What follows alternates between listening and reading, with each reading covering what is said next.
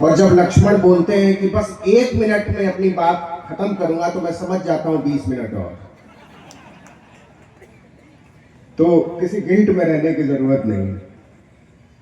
खैर, सम्मान है और वो गुजारिश ये है कि आगे की कुर्सियों पर, पीछे की कुर्सियों पर जितने पुरुष बैठे हैं वो सब खड़े हो जाएं, और जितनी महिलाएं बैठी हैं वो सब बैठी हैं। जितने भी पुरुष बैठे हुए हैं वो खड़े रहें और हम नारा लगाएंगे, सावित्री बाई जिंदाबाद, जिंदाबाद, जिंदाबाद। माता फातिमा शेख की बेटियां जिंदाबाद, जिंदाबाद, जिंदाबाद। रमाबाई की बेटियां जिंदाबाद, जिंदाबाद, जिंदाबाद। बहुत बहुत शुक्रिया। बैठ जाइए।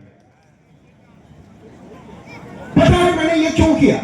लिखो वो कहानियां जो तुमने अपने पुरखों से सुनी है, वो दफन की हुई उन तमाम कहानियों को निकालो और बनाओ उसको अपना इतिहास, और तब जाकर बदलेगा देश, बदलेगा इतिहास, बदलेगा ये माहौल, बदलेंगे हम और तुम।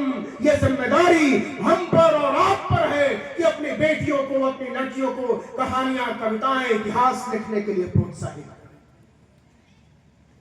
मुझे खुशी है इस बात की, जब ये बात सामने आई कि यहां एक प्रतियोगिता होती है और उसमें पूछे जाते हैं कुछ सवाल, उस आधार पर इनाम बांटे जाते हैं, तो मुझे अच्छा लगा।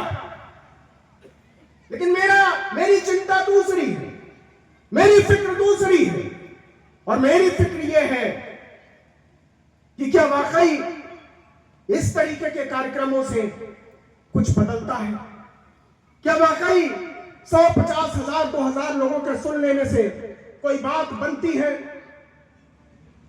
तो आप जैसे लोगों का उत्साह देखकर मुझे लगता है कि बात तो बनती है, और बात अगर आज नहीं बनेगी तो कल बनेगी।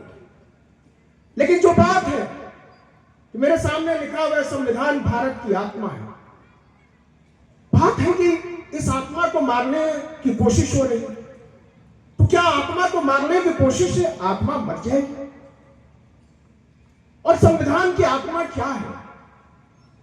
संविधान की आत्मा एक ही है, और वो है शिक्षा, वो है समझ, वो है जागरूकता, वो है पढ़ाई, वो है आसपास के दुनिया को लेकर आपकी फिक्र। तो मैं ये बात इसलिए कह रहा हूं कि इस देश में संविधान को खत्म करने के लिए संविधान को खत्म करने का ऐलान नहीं करना है।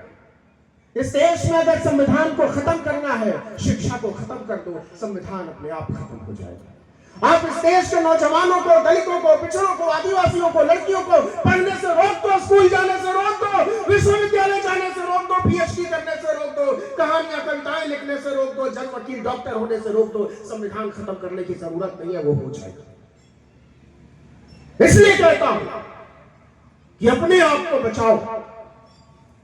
इसलिए कहता हूं कि जो बात तुम्हारे दिल में है वो कहो, और इसलिए कहो कि तुम्हारी आने वाली नस्लों को यह याद रहे कि जब हमला हो रहा था शिक्षा पर, जब हमला हो रहा था बोलने के अधिकार पर, जब हमला हो रहा था लिखने के अधिकार पर, आप मुझे बताइए, क्या इस देश में किसी चोर उचक्के को जेल में डाला जा रहा है? क्या इस देश में किसी भ्रष्ट बेईमान को चोर में डाला जा रहा है?